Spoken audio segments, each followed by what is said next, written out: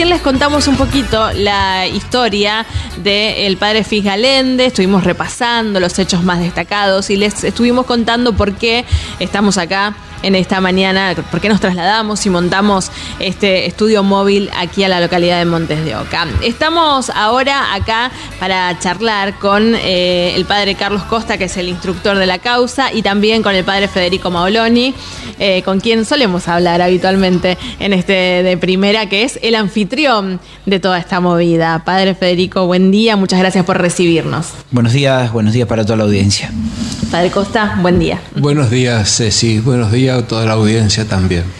Bueno, estuvimos repasando la historia del padre Victorino Fis y la verdad que dijimos, es una jornada histórica, no solo para Montes de Oca, sino para todo el departamento Belgrano y para toda la arquidiócesis Rosario también, para toda la zona. Bueno, cuéntenos un poquito quién era el padre y por qué esta fecha, por qué todo lo que está pasando es tan importante para la fe católica. En primer lugar, el padre, el siervo de Dios, Victorino Fis Galende, presbítero diocesano, es un sacerdote español que en 1931 pide a su obispo, Monseñor Antonio Lázaro, que era el obispo de Astorga, que lo había ordenado sacerdote y lo había mandado a estudiar teología en la Universidad de Valladolid, permiso para venir a la República Argentina y precisamente a la provincia de Santa Fe, que en aquel entonces era toda una sola diócesis.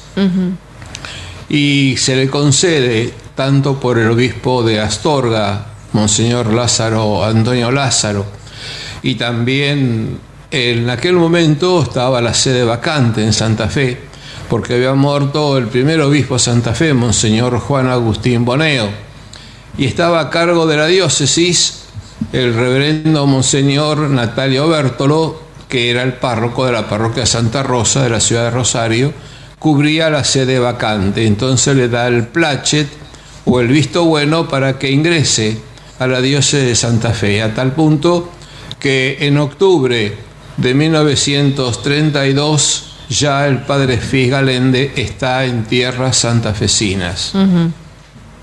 Y a los 2 días lo envían como vicario parroquial a la iglesia matriz de Rosario, que hoy es la iglesia catedral, basílica y santuario Nuestra Señora del Rosario. Sí. En la catedral de Rosario estuvo desde octubre a diciembre como vicario parroquial. Y enseguida, en diciembre, lo nombraron también como vicario parroquial en la parroquia La Asunción de Arroyo Seco, hasta junio de 1933. Y en junio de ese mismo año es trasladado a la parroquia de Montes de Oca con el cargo de cura párroco. De manera que toda su larga vida, cerca de 30 años, ha estado pastoreando este pueblo de Montes de Oca, el pueblo de Buquet, el pueblo de Tortugas, y tuvo la feliz idea de reiniciar otra vez la revista Juventud, que fue el órgano oficial periodístico de todo el departamento Belgrano. Como postulador de la causa de beatificación de este siervo de Dios, Victorino Fis Galende, me tocó ir al pueblo de su nacimiento, Morales de Valverde, para recoger datos en los archivos parroquiales. También pude visitar la parroquia que se le asignó en aquel entonces, en el 30, la parroquia de Jaguazda, que era una pequeña iglesia con una imagen de la Virgen del Rosario de vestir. Y también estuve en el archivo del Obispado de Astorga, donde me proporcionaron todos los documentos relativos a su seminario mayor, a tal punto que tengo las cartas que tenemos en la causa, las cartas escritas, manuscritas de él, el visto bueno de su rector Y hay que destacar algo muy importante que a mí me impresiona, que es que su rector muere mártir en la gran persecución española, que comienza el 1 de abril del 31 y te finaliza en 1939. Ese es el periodo de la Segunda República Española, donde a partir de abril, que asume el gobierno en España, derrocando por supuesto al rey Alfonso XIII, comienzan a destruir las iglesias y a asesinar sacerdotes. Él ya está aquí, pero su rector muere mártir no en Astorga, sino en otro seminario, en la ciudad de Tortona. Y es el beato José Prats San Juan. Por lo tanto, él bebió sus estudios teológicos de mano directamente de un hombre santo, porque el martirio no se concreta en el momento que lo asesinan, sino que el martirio se prepara. Claro. Se prepara espiritualmente, quiero decir. Por eso entonces ha tenido la gracia de haber tenido un rector santo. De hecho, se venera al beato José Prats San Juan.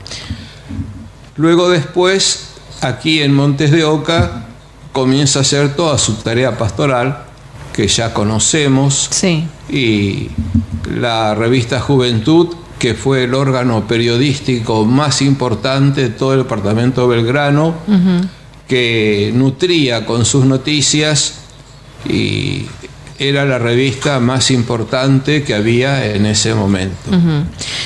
¿Cómo llegamos del inicio de la causa? ¿Cómo se da? ¿Por qué se decide, para toda la gente que no sabe cómo es el proceso, por qué se decide elegir a un cura párroco y empezar con el proceso de beatificación? Sí, porque pasados los 5 años de su muerte, se seguía hablando de él como una persona viva, como se sigue hablando de hoy, como una persona viva, como que no está muerto. Eso se llama fama de santidad. Entonces, como durante largos 5 años se siguió hablando del Padre Fis como si viviera, y no que como estaba muerto. Entonces, nunca yo escuché hablar del difunto Padre Fis. No, se hablaba del Padre Fis como que era un habitante más que vivía en Montes de Oca. Claro. Esa fama de santidad hace de que en el 96, 97, en la Conferencia Episcopal Argentina pregunta a cada diócesis qué candidatos proponen como para comenzar la causa de beatificación. Pongo esta fecha porque por orden del Papa San Juan Pablo II ordena al episcopado argentino que a su vez forme una comisión nacional episcopal que la encabezó Monseñor Jorge Manuel López, ya retirado como arzobispo, y me eligió a mí como miembro de esa comisión, que trabajamos durante 6 años a nivel nacional, porque el Papa Juan Pablo II estaba interesado que por qué en Argentina no se beatificaba a nadie, y entonces fue una orden del Papa San Juan Pablo II de que los obispos despertaran y empezaran a buscar en sus diócesis personas, laicos, religiosas o sacerdotes, que tuvieran fama de santidad para comenzar el santoral argentino. O sea que es una orden de Juan Pablo II. Y por ese motivo yo tuve el honor de acompañar a Monseñor López en la canonización de San Héctor, porque fuimos en representación del episcopado argentino a Roma, en la canonización que se hizo en el año 99. Y entonces ahí ya se hablaba del Padre Fis como candidato para la causa de beatificación, a tal punto que en el 98 a mí me nombran postulador de la causa del padre Fis. O sea que desde el 98 venimos trabajando en esta causa de beatificación. Y si yo le pregunto, desde el desconocimiento total, por supuesto, ¿qué se necesita para ser santo? Primero, que haya vivido las virtudes teologales, fe, Sí. esperanza y caridad en grado heroico, que significa al 100%. Y luego las otras virtudes cardinales: paciencia, fortaleza, templanza, humildad, pobreza, castidad, amor a Dios y amor al prójimo. Y todas esas virtudes el padre Fis las vivió en grado heroico. Porque en su expediente no hay ninguna página que manche el expediente sacerdotal que se guardaba en la curia de Rosario. No hay ninguna denuncia de que haya hecho algún despilfarro económico o alguna mentira gruesa dañando a algún fiel. No hay nada de todo eso. También se manda a Roma una carta preguntando si en la comisión del clero hay alguna acusación de cualquier tipo sobre el padre Victorino Fis. Estamos hablando del año 98. Claro. Y evidentemente de Roma responden que en la congregación del clero no hay ninguna acusación sobre el padre Fis. Y entonces es lo que se llama que no hay obstáculos como para que se inicie la causa de beatificación. Con ese primer documento de Roma ya se le da el título de siervo de Dios. Y de ahí entonces que le comenzamos a llamar siervo de Dios Victorino Fis Galende. Luego después, recogido los documentos que traje de la diócesis de Astorga, se nombra 2 comisiones. Pero también es necesario decir que se hace un acto que se logró hacer hace 2 años en el Arzobispado de Rosario, donde se abre públicamente la causa de beatificación. Y entonces se nombran 2 comisiones. La comisión histórica, que la preside el cura párroco de Cañada de Gómez, el padre Hernán David Medicina, donde hay otros miembros, como por ejemplo la señora Betty Chas de Ramelo como vicepresidenta, Sí. la señora Claudia Bastianelli, que son de Montes de Oca, que forman parte de la comisión, el doctor Diego Torresi, que es representante legal del Colegio de Montes de Oca, y otras 2 personas más de Cañada de Gómez. Ellos están encargados de buscar todas las fotografías que podamos encontrar, porque en la parte histórica necesitamos formalizar una carpeta fotográfica para mostrar las distintas etapas de su vida, las distintas actividades, las distintas ceremonias que se pueden encontrar, el cambio de su rostro a lo largo de los años, porque era un hombre joven con muy buen rostro, con muy buen perfil y podríamos decir buen mozo, y no anciano como los vemos en esto. Claro. Por eso a mí me gusta mucho la estampa que se ha hecho en el flyer a raíz de este movimiento de los restos, porque en esa foto yo descubro 3 miradas: la serenidad, la alegría y el gozo que está viviendo en el cielo. Es una foto que a mí me llama mucho la atención y de hecho ha gustado mucho en las redes sociales. Es cierto, es cierto. Por otra parte, la comisión histórica tiene que transcribir todo lo que el padre Fis escribió a máquina o en imprenta para ilustrar la revista Juventud a lo largo de 30 años. En ese trabajo estamos haciéndolo. Y luego después transcribir de todo lo que yo traje de los archivos que mencioné recién de la diócesis de Astorga, ya los traspasé a la computadora, ya están digitalizados y entonces hay que darle un formato porque están manuscritos. Claro. Y esa letra manuscrita del año 1800, del año 1900, algunas son ilegibles porque algunas son abreviaturas. Por lo tanto, hay que transcribirlas y poner la nota correspondiente. Ese trabajo está prácticamente el 90% hecho. Padre, ahora entonces, ¿cómo sigue el proceso? Este proceso continúa porque dentro del desarrollo de esta causa de beatificación, una de las cosas que tenemos que hacer es verificar que en la tumba donde se colocó el ataúd pertenece a él y no a otra persona. Entonces también eso tenemos que pedir permiso a Roma. Y llegó, gracias a Dios, en el mes de noviembre la carta de Roma autorizando no solamente la exhumación del nicho sacando el féretro, sino que también nos autorizó el reconocimiento canónico de los restos mortales, que lo hicimos ayer por la tarde, claro, y el traslado para la sepultura definitiva en el templo parroquial.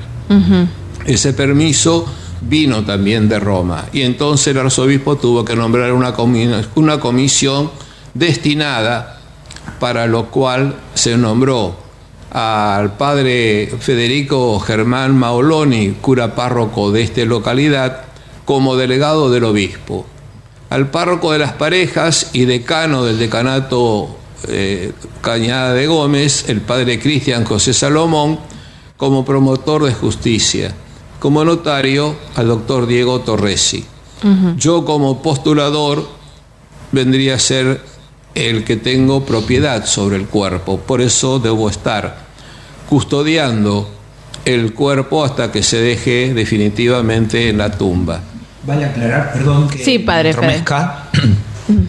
Vale aclarar para todos los oyentes y la gente que está escuchando, porque hasta admirablemente curas que desconocen dicen, no, pero sí hay otros curas enterrados en iglesias. Sí. Bueno, entonces, gracias, padre Carlos, por aclarar que esto no es algo nuestro, un invento para tener show, para que la parroquia de Montes de Oca y buenos cuantos pensamientos se le ocurra a la gente, tantas personas hay en el mundo, puede pensar lo que quiera. Esto es algo obligatorio y pedido por la Santa Sede. Entonces hay que hacer el reconocimiento del cuerpo para ver si no hubo manipulación, si no hay fanatismo. En este caso no hay fanatismo, porque hay una prudencia, hay mucho amor, hay mucho cariño, pero es el proceder. Las normas son generales y no se puede aplicar en forma particular. Se aplican en forma particular, pero son en general. Entonces se busca saber si el cuerpo es el de él, y efectivamente fue lo que nos encontramos. Y por segundo lugar, no lo vamos a dejar en el cementerio local. Hizo tanto bien en la parroquia, fue su lugar donde vivió. ¿Cómo no traer los restos mortales del padre Fis dentro del templo donde dio la vida, donde la gente lo conoció, donde trabajó por ese templo? Además, agregando lo que dice el padre Federico, en Las Parejas el padre Arturo Santantonio está enterrado a un costado de la puerta de la parroquia. El Código de Derecho Canónico prohíbe enterrar dentro de las iglesias a los curas párrocos. Por esto, el hecho de que el padre Fis esté dentro de la iglesia es un privilegio que solamente lo tienen los siervos de Dios. No lo tiene cualquier sacerdote que fallezca en una parroquia. Podrá ser enterrado en algún otro lugar de la parroquia, pero no en el interior de la nave central. Y el padre Fis es un siervo de Dios, es decir, que está en causa de beatificación, y al conceder gracias no es un sacerdote común, podríamos decir. Tiene un título que lo enaltece y que lo honra como un siervo de Dios, un sirviente, en el buen sentido de la palabra. Sí. Mejor dicho, el gran servidor de Dios, que se lo premia incorporándolo dentro de la nave de la iglesia. Eso no significa que es un santo.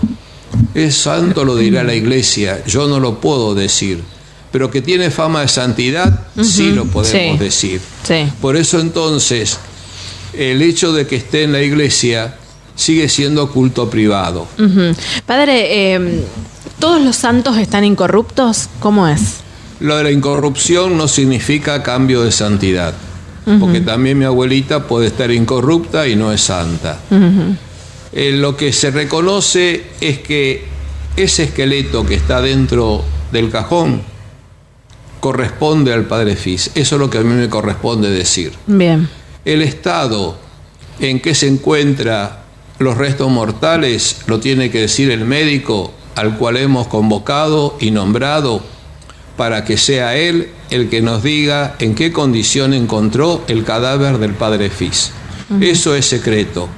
Y por lo tanto, yo no puedo decir que el hecho de que esté incorrupto esté en el cielo, porque cualquier cuerpo humano que uno puede abrir en un cementerio se puede encontrar que esté incorrupto. Y eso no significa fama de santidad. Claro. Porque, por ejemplo, puedo citar al cardenal Juan Enrique Newman, que muere a finales del 1890, más o menos. Fue enterrado en la tierra y no se encontró nada cuando se excavó la tumba. Y no tenemos reliquias de él, solamente la hebilla de su zapato. Puedo nombrar otro santo, la famosa hermana carmelita Edith Stein o Teresa Benedicta de la Cruz. Ella fue quemada en el horno de gas del campo de concentración de los nazis y no tenemos reliquias óseas. Claro. Puedo nombrar otro santo que fue también muerto con una inyección de ácido fénico, Maximiliano Kolbe, y su cuerpo fue quemado en el incinerario de los alemanes y no tenemos reliquias. O sea que tenemos santos donde no tenemos reliquia de primer grado del cuerpo. Y cito estos tres porque son los más reconocidos. Claro. Pero también tenemos el caso de Carlos Acutis, quizás el más conocido, ¿no? Que es reciente, contemporáneo, pero que está incorrupto y no incorrupto. Por eso se lo deja con la misma vestimenta y una máscara en la cara. Si se pone una máscara en la cara es porque evidentemente hay elementos de descomposición. Claro. Juan XXIII está incorrupto. San Pío X está incorrupto. Son dos papas que están incorruptos y están en una vitrina en la Basílica de San Pedro. Yo lo he visto con mis propios ojos. Y pude celebrar misa en el altar del Papa San Pío X y está incorrupto. Pero no podemos decir que el estar incorrupto significa ser santo. Claro. Porque pongo estos ejemplos y no. Bien. No es condición indispensable. Que Dios conceda que el cuerpo no se corrompa, eso significa, puede ser los medicamentos, la alimentación, claro. el momento en que ha fallecido, etcétera. Hay múltiples factores que hacen que el cuerpo se corrompa o no se corrompa. En el caso del Padre Fis hemos encontrado su cuerpo y lo hemos reconocido que es él. O sea que, por lo tanto, para eso a nosotros nos basta. Y eso para la Santa Sede es suficiente. Que hemos reconocido que en ese lugar donde durante tantos años la gente le fue a llevar una flor, ese lugar correspondía a él. Y entonces, como bien dijo el padre Federico recién, como es un sacerdote que está en camino de beatificación, no lo podemos dejar en el cementerio. Tiene que tener un lugar más honroso. Y el lugar más honroso es dentro del templo parroquial. Gracias, Padre. Padre Fede, para cerrar, está toda invitada la gente, todos aquellos que quieran participar. Hay gente que nos está escribiendo de todos lados. Pido perdón porque no vamos a llegar a responder los mensajes. Hay preguntas para el Padre Costa que se las voy a pasar en privado. Siempre el tiempo apremia cuando hacemos un vivo. Pero, Padre, la invitación entonces a las 10 de la mañana, sí. A las 10 de la mañana, entonces, la invitación para la misa hoy. 10 de la mañana, nos estamos quedando con el templo parroquial de Montes de Oca. La misa que presidirá el arzobispo, y van a venir sacerdotes del decanato y gente también del decanato, así que están todos invitados. Bueno, y en una localidad que cambió la fisonomía completamente, ¿no? Cambió, yo creo que la forma de mirar a la iglesia cambió, de los jóvenes de decir o sea, la memoria existe y es real, porque lamentablemente la memoria es algo que se está perdiendo y solo se utiliza ahora en la actualidad para volver al pasado y señalar con el dedo las cosas malas. Y nunca señalar lo bueno, o sea, vamos a la memoria, vamos a la historia para buscar lo malo.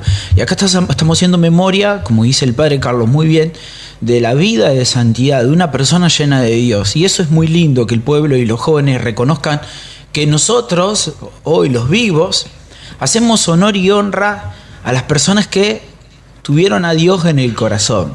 Y eso parece mentira, porque cuando las personas tienen avaricia, cuando solo piensan en uno mismo, cuando solo piensan en el dinero, yo siempre digo que hay personas muy pobres que lo único que tienen son dinero. Esas personas después con el tiempo la memoria se pierde. En cambio las personas que tienen a Dios en el corazón queda latiendo. Se late porque se transmite. Sí. Bueno, eso es lo que está pasando ahora. Y es lindo que los jóvenes vean que la verdad, que la bondad y sobre todo el servicio y el amor trasciende más que la foto, la imagen, los placeres del mundo, que son muy importantes, pero no son todo. Gracias, padre. Estuvimos charlando con el padre Carlos Costa, el padre Federico Maoloni. Estamos en la localidad de Montes de Oca viviendo un momento histórico y tenemos que cerrar el programa. Sí, padre. Yo quisiera decir una palabra más porque tuve la suerte de ser cura párroco de este lugar. El hecho de que Montes de Oca tenga un siervo de Dios, que la arquidiócesis de Rosario tenga un siervo de Dios sacerdote en causa de beatificación, eso está indicando que gracias a la Iglesia existe el pueblo de Montes de Oca, porque la Iglesia es la que ha fundado el pueblo de Montes de Oca, porque los primeros inmigrantes italianos no vinían a Montes de Oca si primero no estaba hecha la Iglesia. O sea que por lo tanto el hecho de que este pueblo tenga un siervo de Dios viviendo en la parroquia está indicando que la Iglesia sembró pueblos y sembró educación y sembró civilización, y la Iglesia es madre de este pueblo, y el hecho de que la fama del Padre Fí haya durado más de 40 años indica que la Iglesia tiene un papel preponderante. No lo digo por orgullo y no lo digo por sacerdote, lo digo por argentino. La Iglesia fundó la Argentina. Sí. Muchas gracias, así como padre. la Argentina fue fundada por la Iglesia, Montes de Oca fue fundada también por la Iglesia, aunque tenga el nombre de Montes de Oca de un senador. Sí. Bueno, así estábamos. Padre Carlos Costa, muchas gracias. No, gracias a ustedes por la invitación en este día tan especial para la Arquidiócesis de Rosario. Padre Federico, muchas gracias. No, gracias a ustedes. Hasta aquí llegamos con De Primera. Nos volvemos a encontrar próximo sábado desde las 7 de la mañana hasta las 9 acompañándolos.